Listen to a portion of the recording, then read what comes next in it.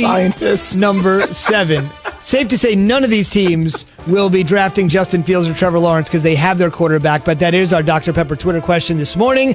If you had a choice, Fields, Lawrence, to be picked number 1 overall, April 29th, 2021, in Cleveland, which will be the home of the 2021 NFL Draft. We'll get McElroy's opinion on that as a stud college quarterback himself coming up at 7:30. So let's start it out with Key's Real Rankings, the top 7.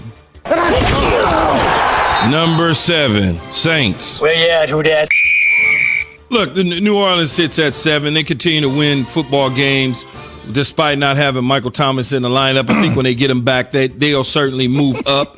They were on a bye this week. Really can't give them any major points. Just let them rest up and get them back against Tampa Bay on the Sunday night game next week. Number 6, the cute Cardinals. They were cute, but they're starting to look pretty now.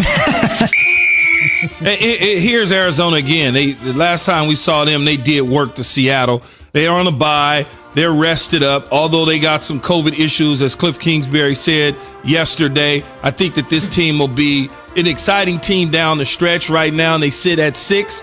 I don't mind having them at 6. Will they stay in the top 7 or 8 or 9 or 10 ranking as the season continues to go on? You never know where I might go.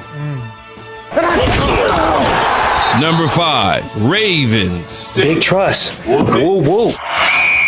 You know, big trust, woo woo. I still believe that the Baltimore Ravens are one of the top 5 teams in all of the National Football League. It just that they've got to now figure out the passing game for Lamar Jackson.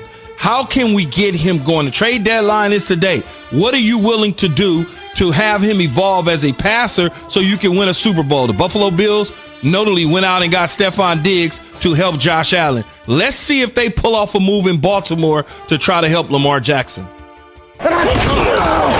Number 4, Buccaneers. Come on now, fellas. We gotta answer the bell. Now let's go. Yo soy fiesta. Tom Brady screaming and hollering at his teammates. But anyway, when you look at the Tampa Bay Buccaneers, it's passionate. You look at the Buccaneers at number 4, they dip a little bit, right? The Giants took them to the woodshed basically last night. If it wasn't for Danny Dimes not diming away on a 2-point conversion to take it into overtime, it was one of those situations where you looked at the sloppy play of the Tampa Bay Buccaneers and the sloppy play of the New York Giants, which essentially gave the Buccaneers the victory. Danny Dimes is going in for a go-ahead touchdown, presumably, and he turns the ball over. Tom Brady gets the ball, go down and score. And Tampa Bay wouldn't be at 4 if that happened. They'd still be at a higher ranking. But because they played the way they did against the Giants, I had to drop them slightly. Did you do that on purpose with Tom Brady in 4? Did you do that on purpose? I see what you did. I didn't even think of it. Good shot. Number 3, Seahawks. Mr. Unlimited.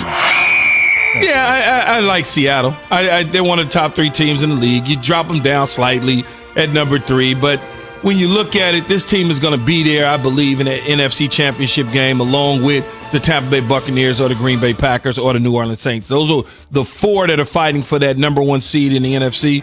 And I think when you look at it, Seattle, Russell Wilson playing for an MVP, I can guarantee you today, right now at 7:21 on our show, Russell Wilson will get at least 1 MVP vote this year. Mark the tape. Number 2, Steelers. The last game was the last game. This one was us.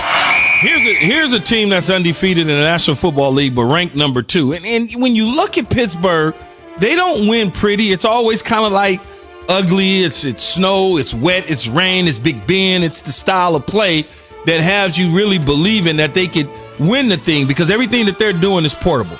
They get the football to the receivers. They run the ball. They play good defense. It's one of those deals where Mike Tomlin knows how to coach. Top 4 coach in the National Football League. He's winning without Ben. He's winning with Ben.